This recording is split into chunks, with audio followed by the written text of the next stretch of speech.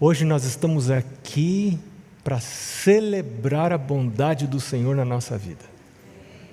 Tem tanta coisa boa que o Senhor tem feito para a gente.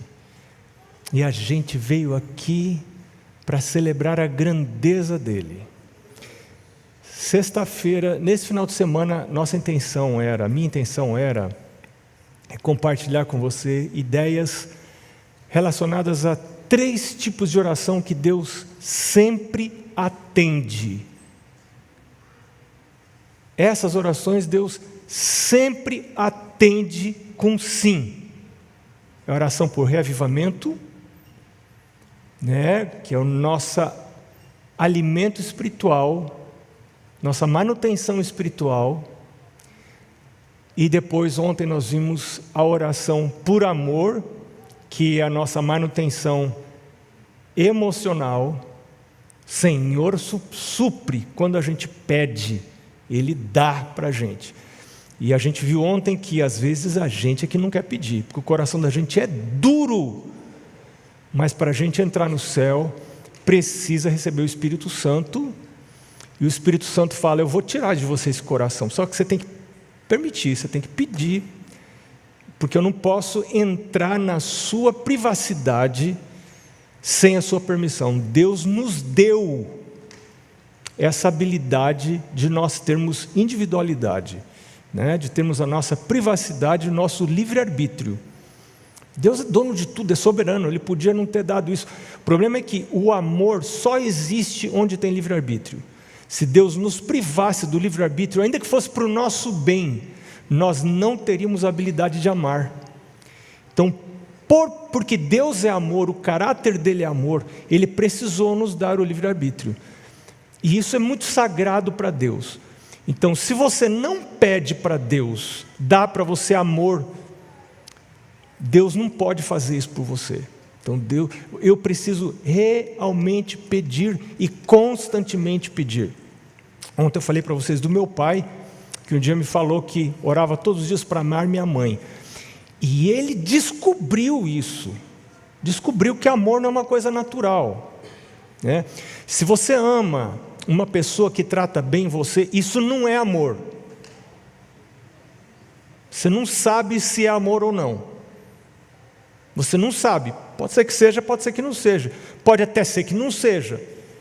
Você trata bem alguém que trata bem você, você trata bem alguém para alguém tratar bem você, pode ser egoísmo. Porque eu estou pensando em mim, eu trato bem você para você me tratar bem. Então Jesus fala, o modelo de amor você encontra na Bíblia e no céu. O que Deus fez? Quando a gente não mereceu, o que Ele fez? Quando a gente o rejeitou, o que Ele fez? Quando a gente, a raça humana, cuspimos no seu rosto, colocamos uma coroa de espinho na sua cabeça, o que o Senhor fez por nós? Esse é o modelo de amor de verdade. Se você quer ter Deus do seu lado, se você quer refletir Jesus na sua vida, tem que estudar esse modelo e dar autorização a Deus para representar na sua vida esse modelo. Você tem que dar essa autorização. Mas hoje a gente vai falar sobre outro tipo de manutenção. A gente já viu a manutenção espiritual, a manutenção emocional e hoje a manutenção material, que é plano de Deus. Deus escolheu nos manter e cuidar da gente e dar comida para a gente. E essa é uma oração que Deus também sempre responde sim. Como é que eu sei disso?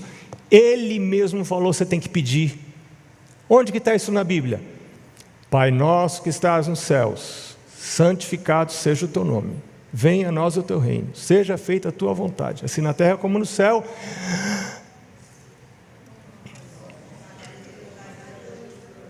Ele falou, pede que eu vou atender a sua oração. Peça. Isso me ensinou tanta coisa. Sabe quando eu me casei? Deixa eu falar uma coisa para você que eu vou precisar dessa informação lá para o final. Esse ano, a Mari e eu estamos comemorando 40 anos de casado. Não parece, né? Não parece que é 10 anos, olhando para mim assim? Mas é. 40 anos de casados. Quando eu fui me casar, quem fez o nosso casamento foi meu pai.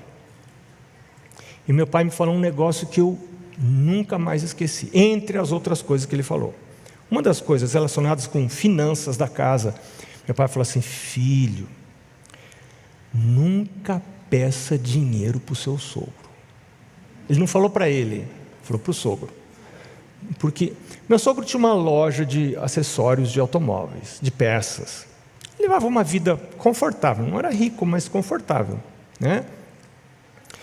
E meu pai falou assim: filho, aquele que pede emprestado é servo do que empresta. A Bíblia fala isso, Deus fala isso. Aquele que pede emprestado é servo do que empresta. Então meu pai falou assim: filho, viva com o dinheiro que você tem. Viva com o dinheiro que você tem. Não viva com o dinheiro dos outros, viva com o seu dinheiro. E eu tomei isso para mim. E a gente, a Mari também, a gente não pede dinheiro emprestado para gente, para pessoas. E quando nós tivemos problemas financeiros, que já começou logo no começo, não foi assim depois de ano, não, logo no começo, a gente não tinha experiência de lidar com finanças, a gente já teve encrenca no primeiro ano de casado. Não sabia, não tinha ideia como fazer as coisas. Começou a usar cartão de crédito e tal, e já lascou tudo. Lembrei do meu pai: não peça dinheiro emprestado. Cortamos os cartões de crédito, jogamos fora, ficamos só com cartão de débito. Tem dinheiro, compra, não tem dinheiro, não compra. Aí comida não é meu problema. Comida é problema de Deus. E chegou o dia de não ter comida na nossa casa. Assim, estou exagerando um pouco, porque o que não tinha era fruta, Henrique. Não tinha fruta. E para mim fruta é a comida, entendeu? Então, é a coisa principal para mim. Não vivo sem fruta. Fruta, verdura e tal, não tinha, e a gente não tinha dinheiro, não tinha dinheiro para comprar. Não tinha dinheiro para comprar. E faltavam 2 semanas para o próximo salário chegar. Bom, meu pai falou: não peça dinheiro para o sogro, porque se você pedir dinheiro para o seu sogro vai mandar na sua casa. Você quer que o seu sogro mande na sua casa? Não, claro que eu não quero que o sogro mande na minha casa. Mas eu também não quero que meu pai mande na minha casa. Então, eu também não vou pedir dinheiro para o meu pai.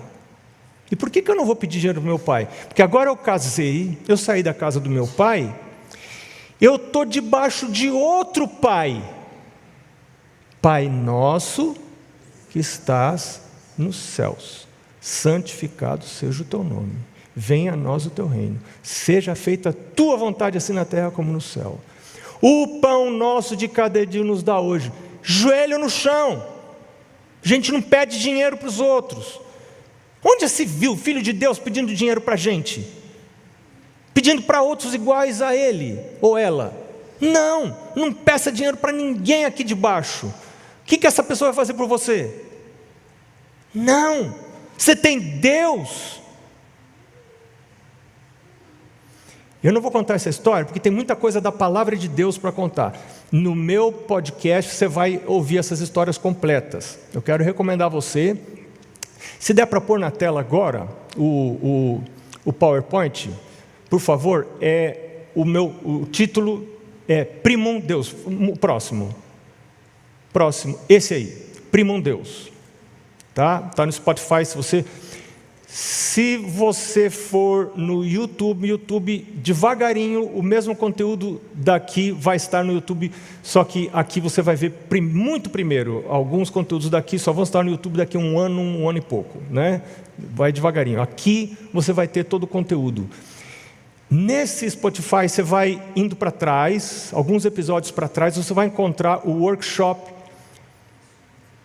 Menos com Mais. Menos com Mais. Lembra? Workshop Menos com Mais. Finanças pessoais aqui, na palavra de Deus. Finanças pessoais na palavra de Deus. Pode pôr o próximo, por favor? Eu quero recomendar para vocês esse livro, Embaixadores do Reino. escrito pela Camila Russo. É um livro muito interessante sobre como você administrar os recursos que o Senhor coloca nas suas mãos, de acordo com os princípios da Bíblia. E o último slide é do workshop Mais com Menos, agora no YouTube. Ele está no YouTube, está no Spotify também, tá bom? Então, esse aí está no YouTube. YouTube tem menos material que no Spotify. Spotify tem mais coisa, tá? No canal Primo Deus. Então, agora, eu quero dizer para você, obrigado pelo... Eu quero dizer para você, eu não vou ter tempo de contar essa história, mas nesse dia, nós tínhamos provavelmente 1 ano de casados por aí. Deus trouxe comida para a nossa casa. Foi uma coisa muito impressionante. Deus trouxe comida para a nossa casa. Agora a pergunta que eu faço para você: Deus ouve a oração de todo mundo? Essa pergunta, ela não pode ser respondida assim, sim ou não. Ela precisa de uma explicação. Deus responde a oração de todo pecador que se aproxima dele, para buscar santidade de vida. Deus responde de todos, do assassino, do ladrão, do estuprador, Imagine a coisa pior que alguém já fez. Se aproxima de Deus, Deus fala: eu vim buscar e salvar o perdido. Eu vim buscar e salvar o perdido. Às vezes os seres humanos não vão perdoar você, e você tem que entender isso. Mas Deus vai perdoar você. Deus vai perdoar você. Às vezes a polícia não vai perdoar você, você tem que entender isso. Mas Deus vai perdoar você. Se a sua visão está na vida eterna, está tudo certo. Os seres humanos vão fazer alguma coisa que Deus talvez não faria, mas Deus vai ajustar todas as coisas um dia. Agora, tem uma coisa que Deus não aceita: é iniquidade na vida, vindo a Ele para buscar bênçãos sem confissão de pecados. Isso Deus não pode aceitar. Onde que eu encontro isso? Salmo 34, versos 15 e 16. Salmo 34 diz assim, eu vou esperar você encontrar. Salmo 34. Diz assim: os olhos do Senhor estão sobre os justos, e os seus ouvidos atentos à voz. A voz de quem? As vozes de quem? Eu vou falar de novo. Os olhos do Senhor estão sobre quem? Os justos. E os ouvidos de quem? Do Senhor estão atentos à voz de quem? A voz dos justos. Agora olha o verso seguinte. Olha o verso seguinte, o que fala a Bíblia? Mas a face do Senhor está contra quem? Contra os que praticam o mal, para lhes extirpar da terra a memória. Então assim, os olhos de Deus estão sobre os justos, seus ouvidos estão... Você fala, Deus, estou aqui, mas é sobre quem? Sobre os justos. Aí você fala assim, então lascou. Então lascou porque eu não sou justo. Mas deixa eu perguntar para você, quem que é justo nessa terra aqui? Quem que é justo?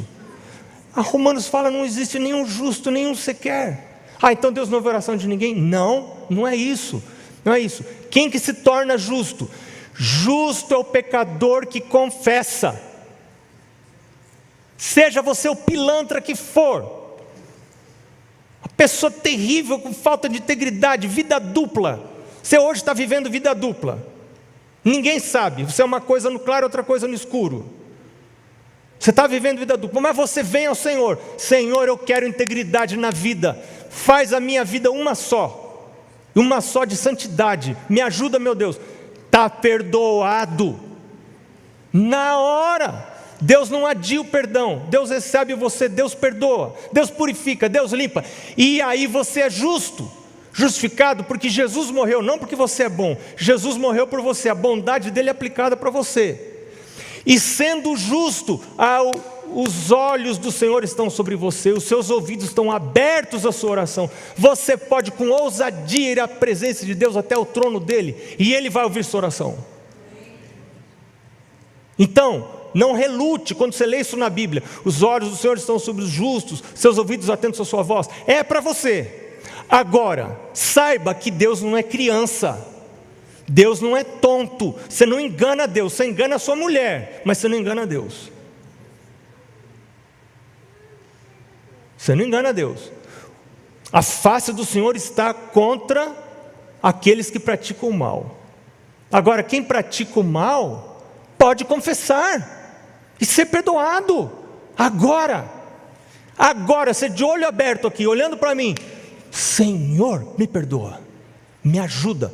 Quando você confessa que você é pecador, que você precisa de Deus, o céu se abre para você. É com essa ideia que eu quero chamar você para algumas coisas que a palavra de Deus nos ensina. E o primeiro texto que a gente vai ler agora, são vários textos que eu tenho a intenção de compartilhar com você. Primeiro, Mateus capítulo 6, eu não vou ler tudo, capítulo 6, começando nos versos 25 até o verso 34. Mas eu não vou ler tudo, eu vou pulando, tá? Mateus 25, capítulo 6, versos 25 a 34. Jesus, palavra de Jesus, discurso de Jesus. Jesus diz assim: por isso eu lhes digo que não se preocupem com a vida diária. Se vocês vão ter o suficiente para comer, para beber ou vestir. A vida não é mais que comida e o corpo não é mais que roupa. E aí ele fala: observem as aves, observem. Você nunca viu o passarinho com ansiedade, nunca viu o passarinho preocupado, sem dormir à noite. Passarinho dorme e come, Deus dá comida para eles. Deus fala assim: olha para as flores do campo, Deus cuida delas, vai cuidar de você também. Verso 31, portanto, não se preocupem dizendo: o que vamos comer, o que vamos beber, o que vamos vestir? Essas coisas ocupam o pensamento de quem não conhece Deus. Você tem um Deus no céu. Essas coisas ocupam o pensamento de quem não conhece Deus. Porque o seu Pai Celestial já sabe do que você precisa. E aí o verso 31 é o centro. O assunto de Jesus aqui é finanças, é o seu sustento material. Nesse contexto, Jesus diz, verso 31, busquem em primeiro lugar o reino de Deus. Esse é o primeiro princípio da sua vida financeira. Você buscar a Deus em primeiro lugar. Você pôr a Deus em primeiro lugar, não só na sua comunhão diária, quando você acorda de manhã, mas pôr a Deus em primeiro lugar na sua vida financeira. Lá onde eu estou morando agora, eu recebo, aqui no Brasil, meu salário vinha mensalmente. Lá onde eu recebo é mais legal. Eu não ganho mais, mas eu ganho dividido em 2 vezes, cada 2 semanas. É uma beleza, cada 2 semanas vem um pingadinho na conta. Quinta-feira agora vai vir mais um pedacinho. Eu já fico esperando. Quando eu recebo aquele dinheiro na minha conta, eu preciso pensar: quem é que me sustenta? Quem é que me deu isso? De onde que está vindo? Qual é a origem disso? Buscar em primeiro lugar. A Bíblia está cheia de instrução de como a gente faz isso. Uma delas está aqui em Provérbios capítulo 3, versos 5 a 10. Quero convidar você para ler. Provérbios capítulo 3, versos 5 a 10. Verso 5, Salomão, são palavras de Salomão.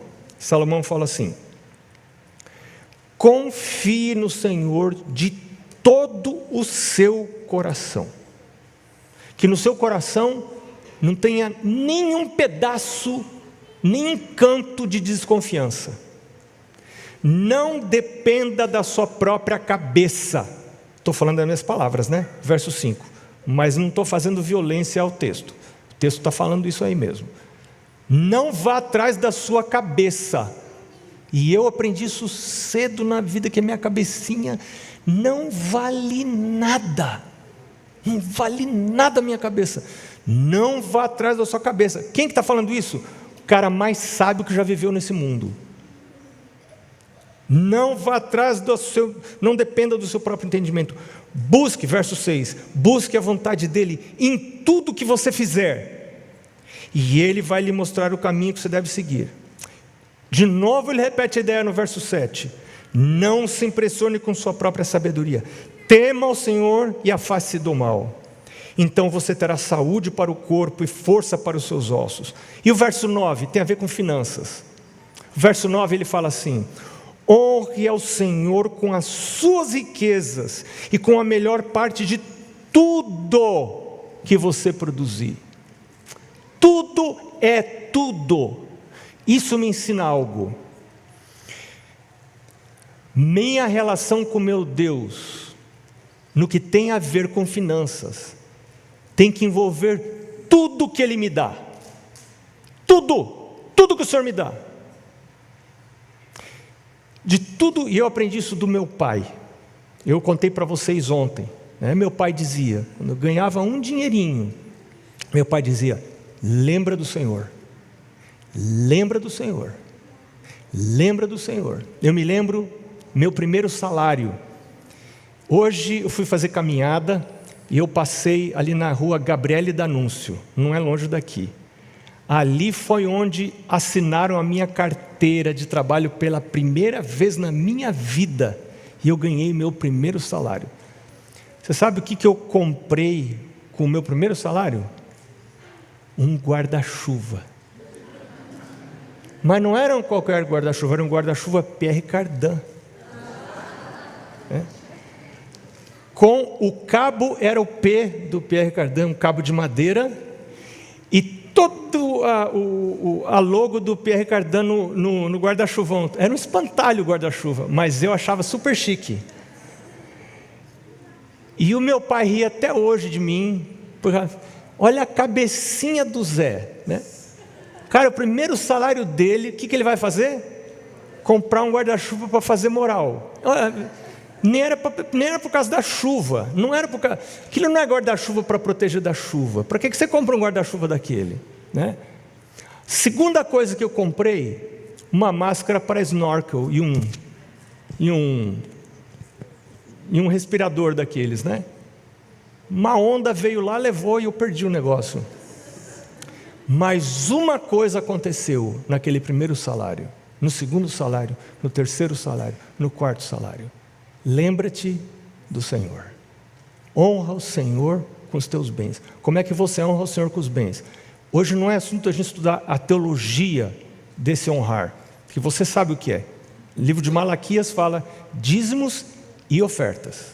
O que é dízimo? Dízimo é 10%. A palavra dízimo significa 10%. Não existe dízimo de 12, 15, nem de 9, nem de 8. Deus determina. Na oferta que a minha porcentagem é diferente. Aí eu escolho a porcentagem. Para mim, a oferta é mais difícil que dízimo. Eu me lembro quando eu aprendi isso. Eu estava na igreja, eu devia ter talvez uns 11 anos, e o pastor começou a pregar sobre esse assunto, e a maneira como o pastor apresentou captou minha atenção. E eu nunca prestei atenção nesse sermão. Imagina, menino de 11 anos, não estava prestando atenção. Quando o pastor falou isso, de dízimo e oferta, eu falei: não, mas isso é demais, gente do céu, dízimo para mim já era muito. Aí o pastor falou que Deus fala dízimo e oferta, eu falei: não, isso aí, mas ele mostrou na Bíblia, quer dizer, não é invenção do pastor, era da Bíblia. Eu falei: caramba. E aí o pastor falou assim: hoje, faça um pacto com Deus em relação à oferta. Com dízimo você não precisa fazer, está lá, você só obedece ou não obedece. Agora com a oferta, faça um pacto com Deus. Nesse pacto, você faz uma parceria com Deus. Você fala para Deus assim: Deus, de tudo que o Senhor me der, eu vou devolver o dízimo, 10%, e uma outra porcentagem que o Senhor vai me impressionar, o Espírito Santo. Não é a igreja que fala para você, não é pastor que fala para você. É Deus, você vai pedir para Deus, Deus fala para você. Você escolhe uma porcentagem que você vai devolver para Deus de tudo que Ele der. E aí ele falou um negócio que me marcou. Ele falou assim: você sabe qual a melhor hora para você se tornar dizimista e pactuante? É a hora que você não ganha nada. Quando você não ganha nada. E eu fiquei assim, viajando. Falei, não estou entendendo. Ele disse assim, deixa eu explicar para você. Na igreja, né? Não era só para mim, para todo mundo. Ele falou assim, olha, quando a sua entrada é 0 e você é dizimista, quanto que é o dízimo de 0? É 0. Você é dizimista.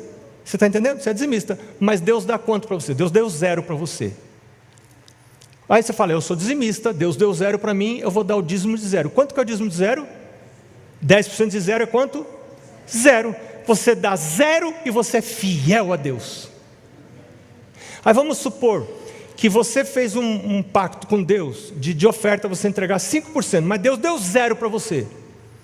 Deus dá 0 para você e você dá 5% de 0 de oferta. Quanto que você deu de oferta? 0. Você dá 0 de oferta e você é fiel.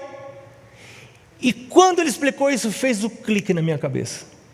Eu entendi o seguinte: Deus não quer que eu fique dando doação.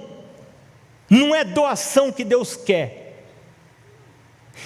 Quem doa é Ele, Ele me dá.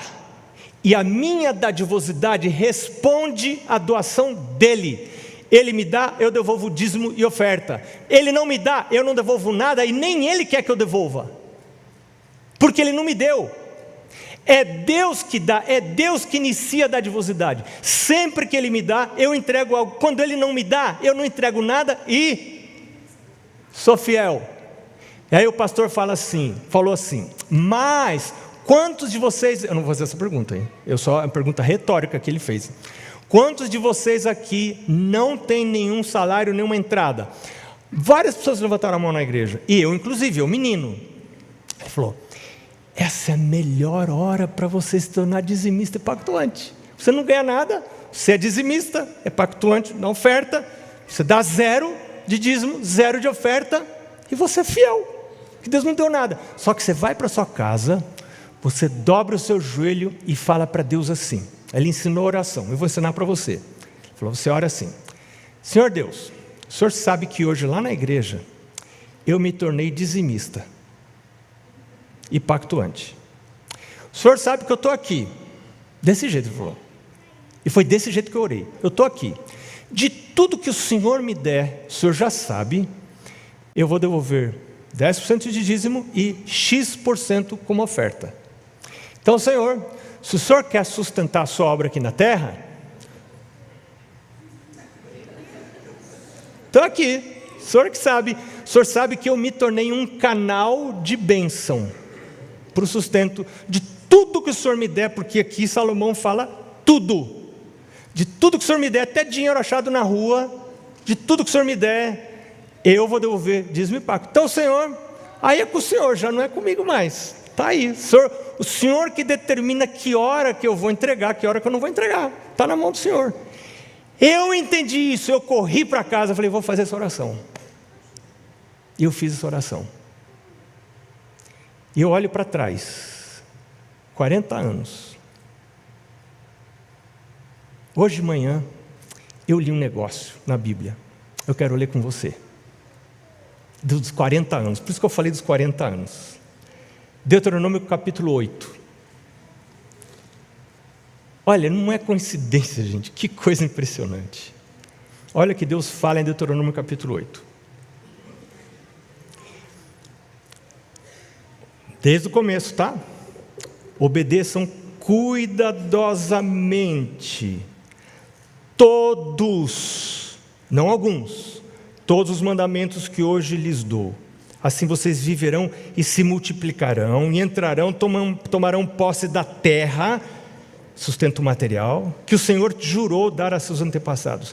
Lembrem-se de como o Senhor, seu Deus, os guiou pelo deserto esses 40 anos, humilhando-os e pondo à prova seu caráter para ver se vocês obedeceriam ou não aos seus mandamentos.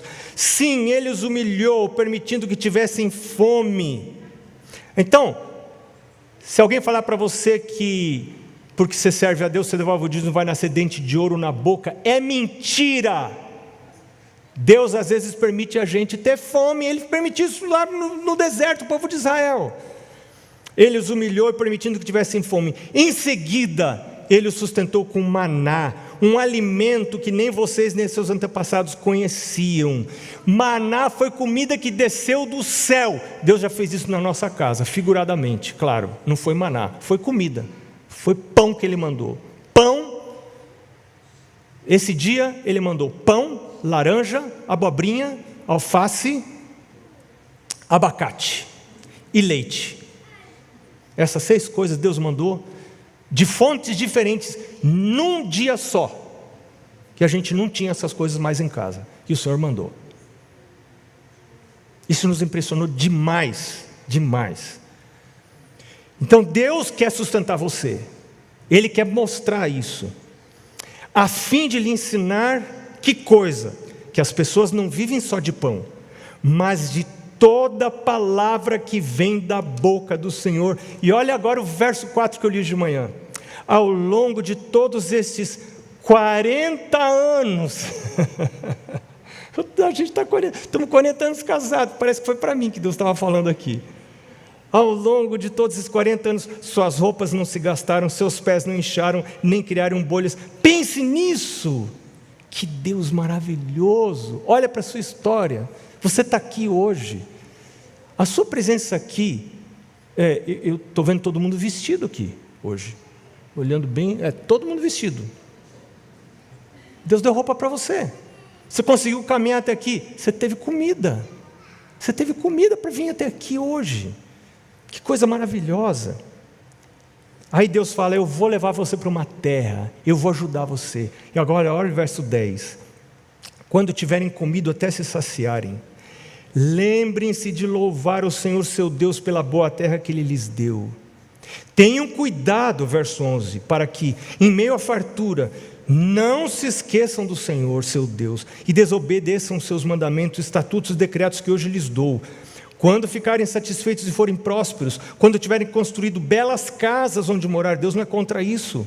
E quando os seus rebanhos tiverem se tornado numerosos, e a sua prata e o seu ouro tiverem se multiplicado, junto com todos os seus bens, tenham cuidado, não se tornem orgulhosos, e não se esqueçam do Senhor seu Deus, que os libertou da escravidão na terra do Egito. Olha para trás, olha de onde você saiu, não era para você nem estar aqui.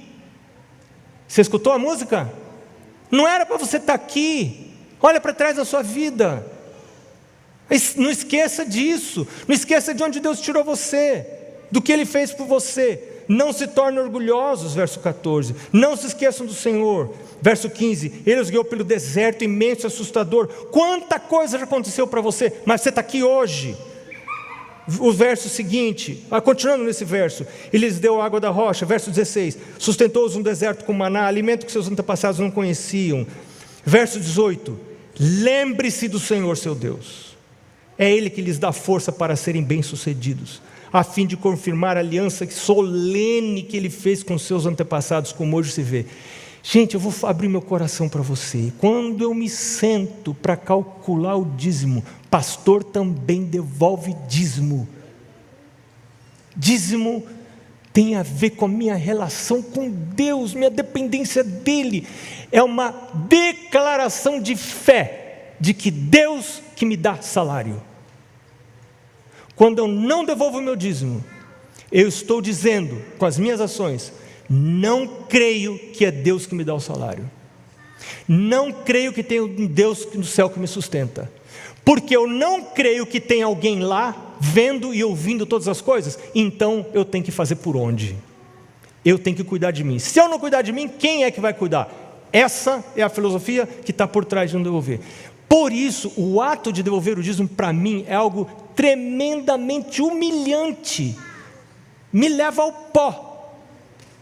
Eu estou dizendo, eu dependo de Deus, não dependo das minhas finanças, dependo de Deus. E Davi fala, Salmo 37, lembra que Davi fala? Fui moço e já agora sou velho, mas eu nunca vi o justo desamparado, nem a sua descendência mendigar o pão. Deus vai cuidar, Deus cuida. É essa a lição. Deus não está preocupado com dinheiro, Deus está preocupado com a minha cabecinha. E você sabe, eu às vezes eu me sento, eu vou fazer o cálculo do dízimo e da oferta. Porque eu vou falar outro negócio para você. Porque eu trabalho educando as pessoas na vida financeira delas. Deus tem falado para mim e para a Mari: filho, eu acho que isso não é para todo mundo. Não é para todo mundo. Deus tem um plano para cada pessoa. Mas para nós, Deus tem falado assim: filho, eu quero que vocês realmente aprendam a viver pela fé. E Deus tem convidado a gente a aumentar o porcentagem da nossa oferta. E hoje a porcentagem que nós entregamos como oferta, ela é um pouco superior ao que a gente entrega como dízimo. E às vezes quando eu vou fazer as contas, eu hesito um pouquinho. E aí eu tenho que fazer para mim a pergunta que eu sugiro você fazer também. Eu ainda creio que tem um Deus lá em cima ou não? Tem alguém lá no segundo andar ou não? Ou eu estou sozinho aqui? Se tem um Deus lá, e se a Bíblia é a palavra dele, e se eu posso confiar na sua palavra dele, então eu vou provar, eu vou testar, para ver se eu sirvo a um Deus que tem palavra, se eu sirvo a um Deus que merece ser servido. E lá no livro de Malaquias, Deus fala assim: faça prova de mim, para ver se eu não vou abrir as janelas do céu e derramar sobre você bênção tal, que sobrevenha para você a maior abastança. Eu quero convidar você agora para escutar essa música que o conjunto vai cantar. Você conhece essa música? Qual é o Deus que eu sirvo? Qual é o meu Deus? Que Deus é esse que eu sirvo? E depois disso a gente vai orar. Talvez você fique curioso quando eu contei a história que eu me tornei pactuante de oferta, né? Qual foi a primeira porcentagem que eu decidi entregar a Deus como oferta? Naquela época, quando eu tinha 11 anos. Na minha cabeça, eu tinha tanto medo de escolher uma porcentagem, não consegui, que eu pensei no menor número que eu conseguia imaginar, que era o número 1. Pensei, então devolver 10% de dízimo e 1% de oferta. Aí o pastor falou assim, para a igreja, né? O pastor falou assim: lembra que essa porcentagem que você vai escolher para entrega como oferta representa a sua gratidão para com Deus. Eu falei, gente, aí lá, como é 1%, né? Minha gratidão. Eu falei, não, vou ter que aumentar. Aí eu aumentei, sabe para quanto? 1,5. E eu tenho certeza que Deus aceitou, porque era a minha maturidade naquele momento. Deus aceitou. E aquele ficava até complicado de calcular. Como você calcula 1,5% de alguma coisa? É super complicado. Mas Deus aceitou. Eu animo você a fazer uma proposta com Deus, fazer um pacto, uma parceria com Deus. Falar, Senhor, aquela oração, eu estou aqui. De tudo que o Senhor me der, eu creio que o Senhor existe. Eu creio que o Senhor vai voltar. Eu creio que tudo aqui vai acabar. Eu creio que esses recursos, tudo vão ser destruídos com a volta de Jesus. Isso tudo que diz a Bíblia sobre a volta de Jesus. Eu quero que o meu coração esteja lá em cima. E onde estiver o seu tesouro, aí vai estar o seu coração. Amém. Quem que é o meu Deus? Vocês vão responder, respondam aí. Quem que é o meu Deus?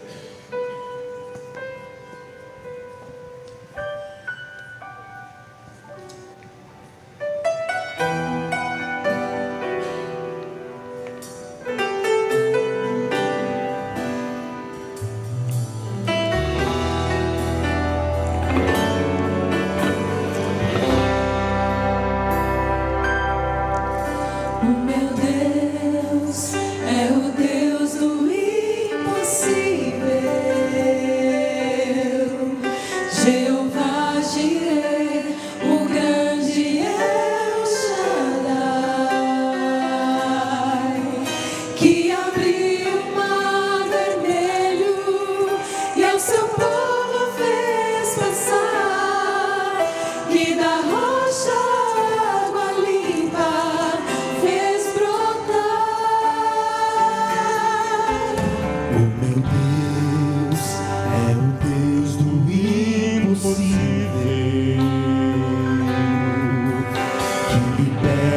encarcerados das prisões. Faz da estéril mãe de filhos, restaura a alma do ferido e dilata o amor dos corações. Que dá vista aos cegos e aos surdos faz ouvir, faz a tempestade se acalmar. Andou por sobre o mar e aos mudos fez falar, paralíticos e coxos fez andar.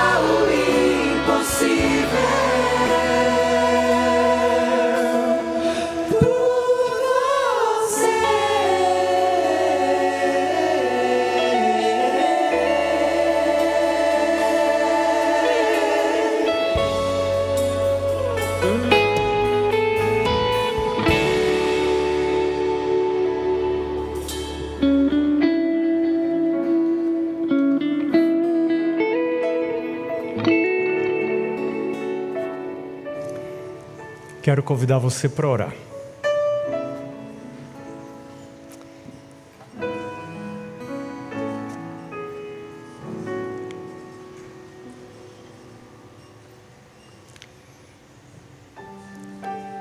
O Senhor é quem nos sustenta. A nossa vida toda está nas suas mãos. Dele nós viemos. Para Ele nós vamos. Do Senhor nós dependemos e queremos aprender a confiar. O Senhor nos dá lições de confiança. O Senhor tem propostas para nós e a gente reconhece, de acordo com Deuteronômio capítulo 8, essas propostas têm o objetivo de nos humilhar, de baixar o nosso orgulho ao pó. Nós não temos nada, nós não somos nada. Tudo que temos provém do Senhor. Quando devolvemos ao Senhor nosso dízimo, nossa oferta, isso nos humilha, mas nos torna sábios. Sábios para a vida eterna. Isso coloca o nosso coração nas coisas invisíveis, nossas afeições no que é perene, no que é eterno. Nós queremos aprender isso, Deus do céu. Hoje pessoas, seres humanos que o Senhor criou, estão aqui renovando ou fazendo pela primeira vez um voto de devolver o dízimo e a oferta, não para sustentar a igreja, as coisas desta terra. Essa não é a primeira intenção, a primeira motivação, mas para aprender a depender de Deus, de Jeová, Deus eterno. Senhor, abençoa os teus filhos, que a tua mão esteja sobre eles e elas. Eu te rogo em nome de Jesus. Amém.